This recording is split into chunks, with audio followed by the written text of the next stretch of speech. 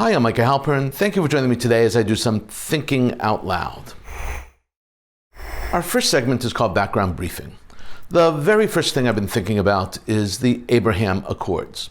It has been 2 years since the Abraham Accords were signed, and it can safely be said that over the past 24 months, specifically because of the Accords, the Middle East is a drastically different place, a drastically improved region. There is more on the horizon. The best is yet to come. What began as a single Abraham Accord has blossomed into accords.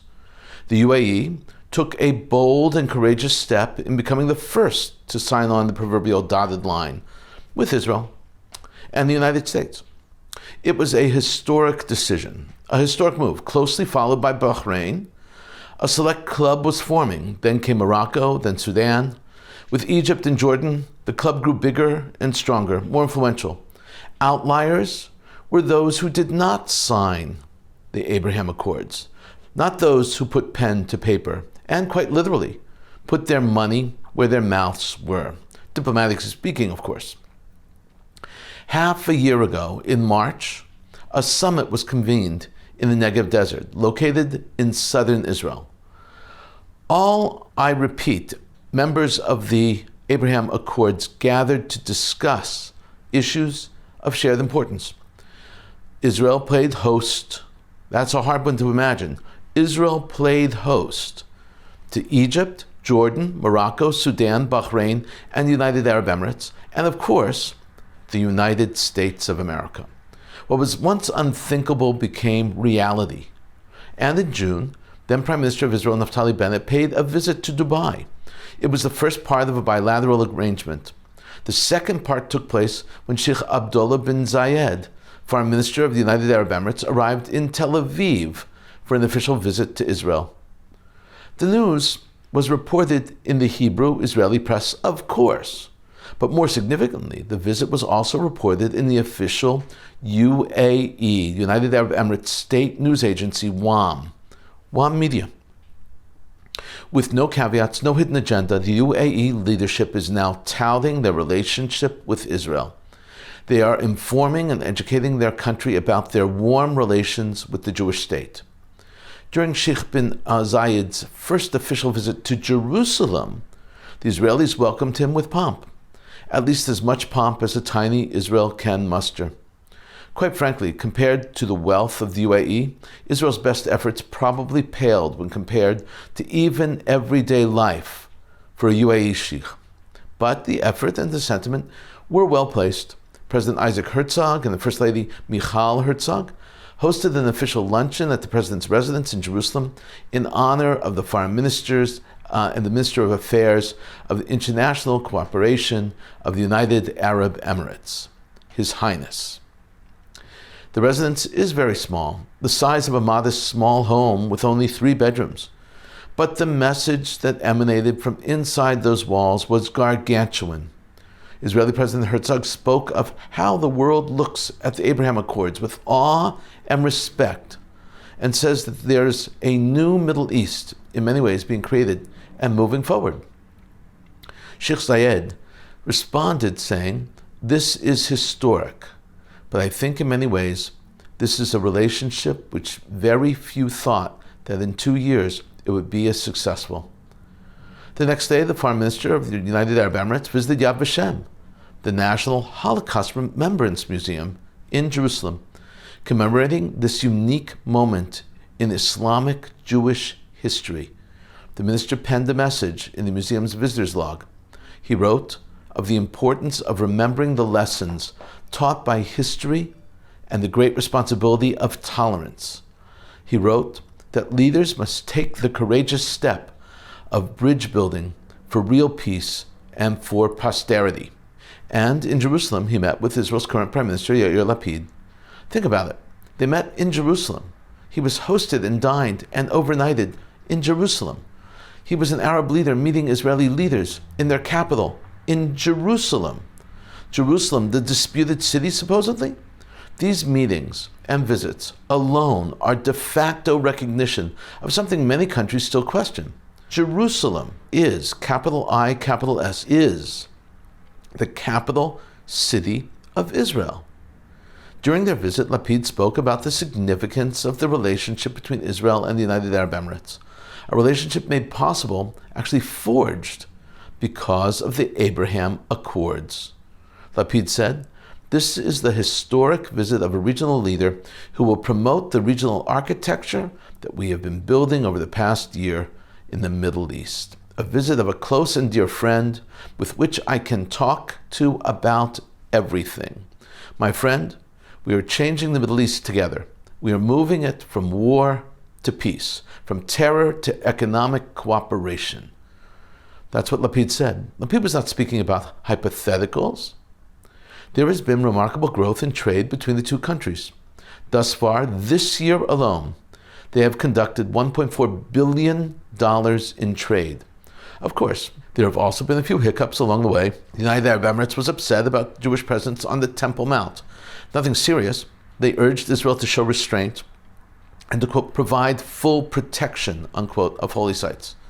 But the UAE did call Israel's actions, quote, provocative violations, unquote, that caused instability. The fast-growing Jewish community in Dubai is in need of improved physical infrastructure, but the government of the Muslim authorities have stopped the Jewish building. It is a bone of contention, but it should not prove insurmountable. If the UAE wants Israel as a partner, they need to know that Jews need synagogues and community centers and the ability to lead public lives as Jews in the Islamic United Arab Emirates. Bottom line, as is made clear by the Abraham Accords, is that there is much more that binds Israel and their co-signers than separates them. Leading that list is economics, technology, security, and most importantly, defending against and checking Iran. As Humphrey Bogart said in the last line in Casablanca, that classic movie, "Louis, I think this is the beginning of a beautiful relationship." I could use a trip. It doesn't make any difference about our bet. You still owe me 10,000 francs. And that 10,000 francs should pay our expenses. Our expenses? Louis, I think this is the beginning of a beautiful friendship.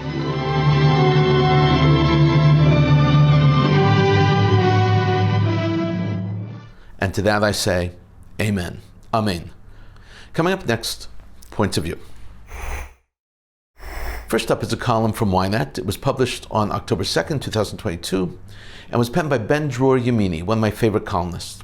It's entitled, U.S. Hypocritical in Criticism of Israeli Military. Subtitled, Opinion. When U.S. government, which is responsible for the death of hundreds of journalists and over 150,000 innocent people in Afghanistan, Iraq, and Pakistan, criticizes Israel over the tragic death of a small child, it should at least stick to facts. The title and subtitle says it all. The op-ed just gives examples and explains why the United States is so hypocritical. This is how Ben-Dror Yemini begins. American media and its academic institutions are clearly sensitive to the suffering of innocents. That commendable position has often been used by terror organizations to claim the high moral ground. The United States is a superpower, and its military is not easily swayed by public criticism over its own methods of fighting terrorists. But when the American administration criticizes Israel, it is both hypocritical and harmful. In fact, such criticism can contribute nothing to the protection of the innocent, but can serve the interests of terror groups. U.S. criticism of Israeli conduct did not begin with the killing of Al Jazeera reporter and U.S. citizen Shireen Abu Akleh last May. Yemini now takes a look at the United States and dissects the abysmal record of the United States on this very issue. But what of the American record of journalists killed in battle? Between 2003 and 2018, 326 journalists died in America's war on terror in Afghanistan, Iraq, and Pakistan. Those deaths are hundreds of tragedies. Many of them were killed by American forces. But surprisingly, no investigation of those killings has been published. When the probe was initiated in Madrid, following the death of a Spanish journalist who was killed by U.S. troops in 2011, the Americans demanded their Spanish counterparts cease any legal action, even when the identity of the American servicemen involved was known. Ben-Dror Yemini asks, why? Why is the United States State Department calling for an investigation of Israel? He answers his own question this way. This week, a State Department spokesperson criticized Israel after the death of 7-year-old Rian Suleiman from the village of Tekoa. According to one version of the incident, the child fell from a height while running away from troops. In another, he was frightened by the soldiers, whom he believed were coming to arrest his brother, panicked and collapsed as his heart failed. We know well the bias and the anti-Israel rhetoric used when referring to the Israeli-Palestinian conflict. After all, it was the New York Times that published on its front page the photos of 70 mostly Palestinian children killed in May 2021 in the fighting against the Palestinian factions in Gaza. Abraham Foxman, then CEO of the Anti-Defamation League, called the Times headline no less than blood libel. Was he exaggerating? Robert Satloff, who was a senior researcher at the Washington Institute, published a detailed article justifying Foxman's view. Quote, this progressive newspaper did not see fit to publish on its front page the pictures of thousands of children from Iraq, Afghanistan, and Pakistan who were killed in American bombings. The op-ed writer gives more details and numbers. Dror Ben-Yemini is spectacular at this. They are shocking and truly, truly eye-opening. He writes, by conservative accounts, 155,000 civilians were killed in the United States bombings in Afghanistan, Pakistan, and Iraq. How many of them were children? Although there are no exact figures, we can refer to another statistic. In bombings carried out by American forces between 2016 and 2022, 40% of the non-combatants hurt were children. The death of 70 children is, in fact, tragic. Perhaps the American forces try to reduce civilian casualties, but no matter how hard they try, they cannot avoid most incidents. But because America is a superpower, it can berate Israel for its immoral conduct, as it mourns the death of Abu Akleh, or that of a small child who probably did die from fear. But Israel's greatest friend and ally should also present facts and truth. Ben-Dror Yemini is correct. Any innocent death is tragic, especially so the deaths of children. He is so right. But the United States is calling out Israel, and exclusively Israel, and not even cleaning its own house. As always, thank you, Ben-Dror Yemini. Next up is a column from the Times of Israel. It was published on October 3rd, 2022, and it was authored by Amiel Hirsch. The title of this column is The Future of American Jews on Campus. Subtitle, shall we ignore Jewish national aspirations because some students and professors tell us that Palestinian dignity categorically requires Israel's elimination? Rabbi Hirsch is the rabbi of the Stephen Weiss Free Synagogue in New York City, one of the most important Reform synagogues in the country, in the world for that matter. This is an excellent column about the nature of Jew hatred on campus. Frankly, it is very long, so long that I'm surprised that the Times of Israel even published it and didn't cut it. That said, if you have the chance, it is worthwhile reading the entire column in the Times of Israel. Here are some highlights of the column as I've observed them and to discuss them. This is how Rabbi Hirsch begins. What's going on at Harvard? When I refer to Harvard, it's shorthand for the American campus in general, especially those with the most glittering academic reputations. But there was a specific event last spring at Harvard that caught the attention of the Jewish community because it happened there, the academic training grounds of America's best and brightest, and it triggered deep concern on what, if anything, it said about the future of the American campus and the Jews. Last spring, the student newspaper, the Harvard Crimson, endorsed the anti-Israel, anti-Zionist boycott, divestment, and sanctions movement against Israel, reversing its long-held previous position that comparisons between Israel and South African apartheid were offensive and repugnant. Like all good opponents of Israel, the Crimson assured us that supporting BDS is not anti-Semitic, And, by the way, we are against anti-Semitism. After all, some of the 87 students who sit on the editorial board are Jews themselves. The pundits wrote that they are well aware that anti-Semitism does show up on what they called the fringes of otherwise worthwhile movements.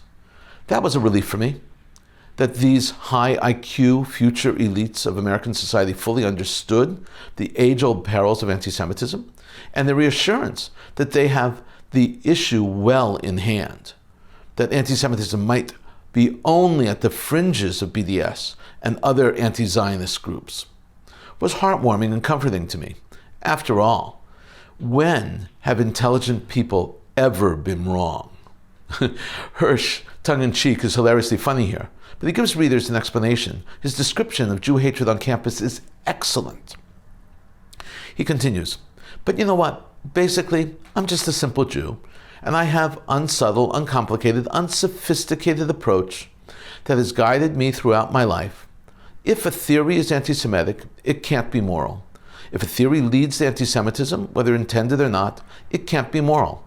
If a theory denies Israel's right to exist and seeks to dismantle the world's only Jewish state, it is immoral, no matter the Kantian justifications or assumed categorical imperatives. That is my starting point, and from there I work my way backwards. I concede that I am not neutral on Jews or on Israel. But do you expect a rabbi to be neutral on Judaism, the Jewish people, or the Jewish state?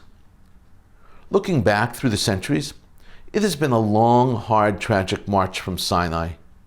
But the journey has also been filled with exhilarating accomplishment, transcendent meaning, and noble purpose. I hope you feel this, sense this, and are empowered by it. I hope that you, too, will do what our ancestors did. Walk the long and winding Jewish road with faith in the ultimate redemption of our people and all people. This is a spectacular column. Rabbi Hirsch was spectacular in it. We need more liberal leaders like Rabbi Amiel Hirsch to proudly stand up and stand proud with Israel and with those who love and support Israel. Thank you, Rabbi Hirsch. Coming up, commentary through cartoons where pictures tell the story. I want to show you 6 cartoons today. The first 2 deal with Iran and the next 4 deal with Putin. First up is a cartoon in which we see the Ayatollah pointing to a woman wearing a hijab headdress, and he says, Iran requires this head covering on women. The next frame shows the same Ayatollah pointing to an ostrich whose head is in the sand, and he says, and this head covering on men.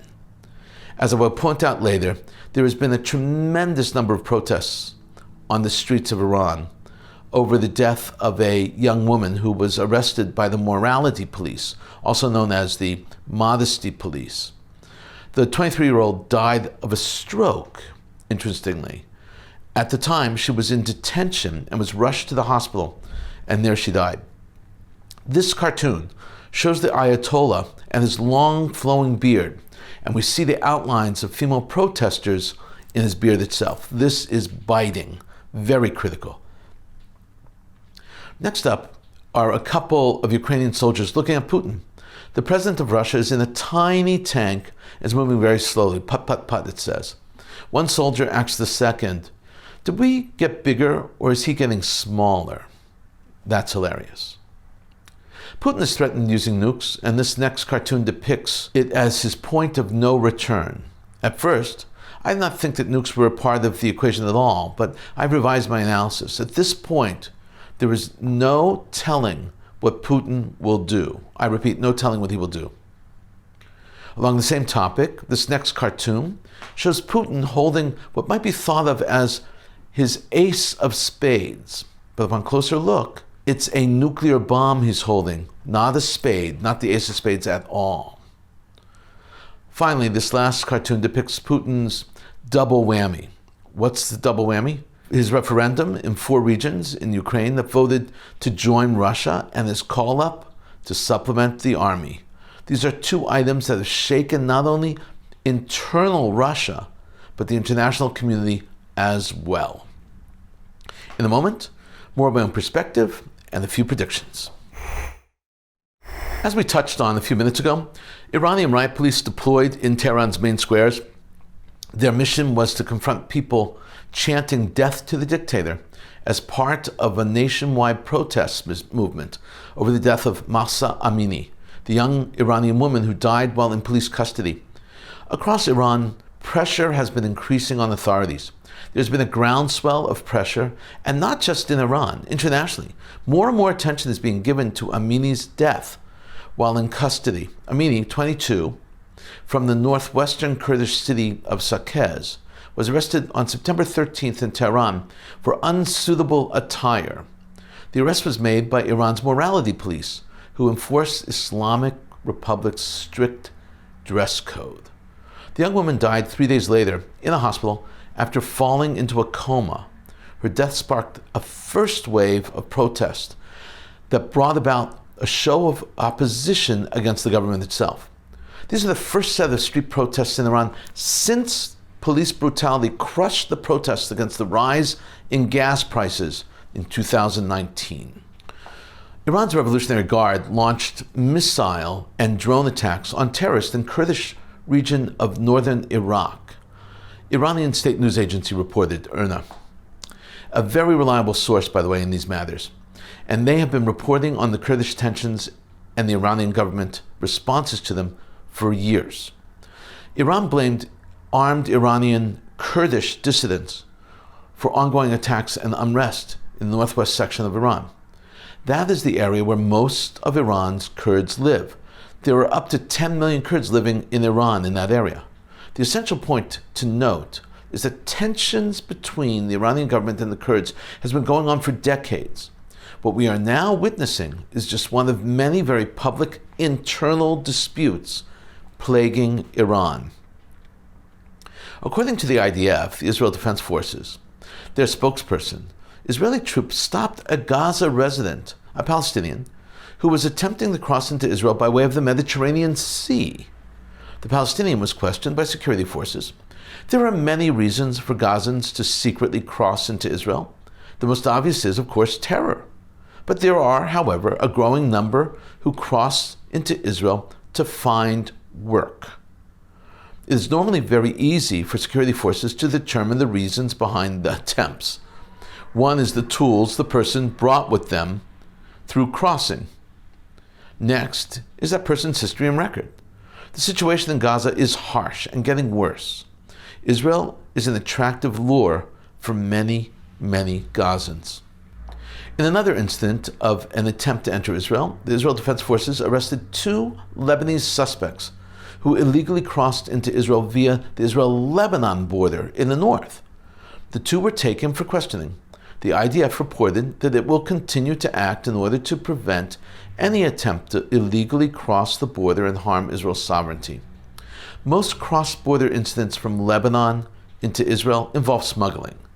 Most of the contraband that is smuggled is drug-related.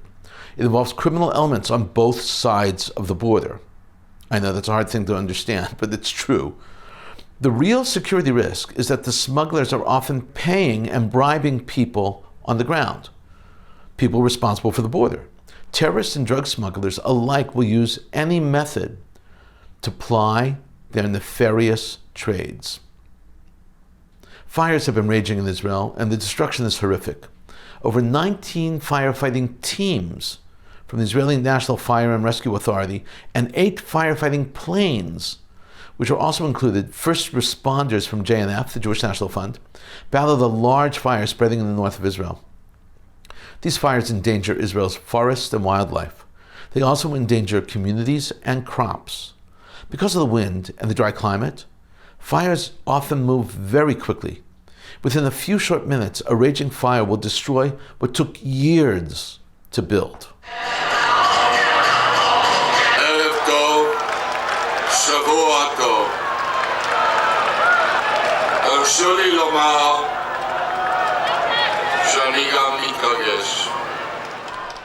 On October 29th, Israel's Labor Party is planning to hold a rally in memory of former Prime Minister Yitzhak Rabin. That date, October 29th, is only 3 days prior to Israel's elections. The rally will take place in Jerusalem's Zion Square. The Labour Party announced that leading public figures would attend and deliver speeches at the event. Israel's Labour Party was once the leading political force in the country, until he was brutally assassinated on November 4th, 1995. Yitzhak Rabin was the party's leader, the Labour Party's leader. The assassination of Prime Minister was a watershed event for Israel and Israeli politics. Much has changed since 1995.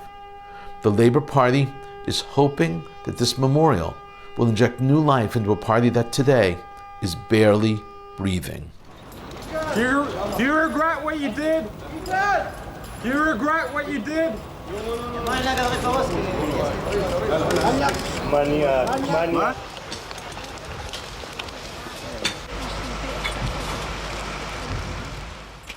The Lebanese parliament failed to elect a new head of state.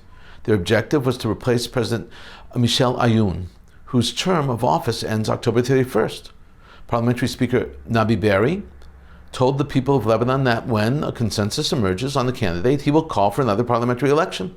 Unless consensus emerges on a candidate, the presidency looks set to fall vacant when Aoun's term ends. The timing couldn't be worse, as Lebanon is in the throes of a deep financial crisis. This is bad news for Lebanon. They need a stable and honest government. We've been thinking out loud about a lot today. Now that you know what I've been thinking, let me know what you're thinking. Email me at micah@jbstv.org. Tweet me at Micah Halpern. Tell me what you think. Before we end, let me leave you with one piquante piece of information.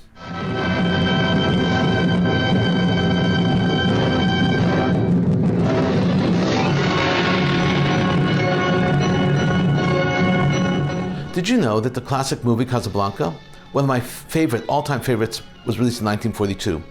The release of the movie was rushed to coincide with the Allied invasion.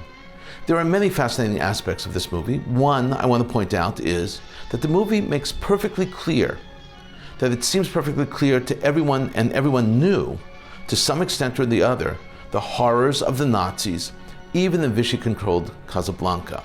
So that's one. There's a running rumor, by the way, that the script itself was not finished when the movie went into production. It seems that certain elements, possibly including the famous ending of Casablanca, were written and completed during filming. It's said that the movie's heroine, Ilse Lund, who was portrayed by Ingrid Bergman, did not know who she was going to escape with to Lisbon until it was time to film the scene. Some dispute this rumor and say it's simply untrue. One of the most misquoted lines in film history comes from this movie. The misquote is, "Play it again, Sam." Humphrey Bogart did not say "play it again, Sam." When Ilse first enters the Café American, she sees Sam, the piano player, and asks him, "Play it once, Sam, for old time's sake." After he feigns ignorance, she responds, "Play it, Sam. Play as time goes by." Play it, Sam. Play as time goes by. Oh, I can't remember it myself. I'm a little rusty on it. I'll hum it for you. Da-da-da-da-da-da. Da-da-da-da-da-da.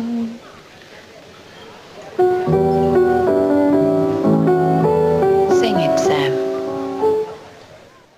Later that night, alone with Sam, Rick says, "You played it for her, you can play it for me. And if she can stand it, I can. Play it." Great ending. Thank you for thinking out loud with me, Micah Halpern. Let's think out loud again next week on JBS.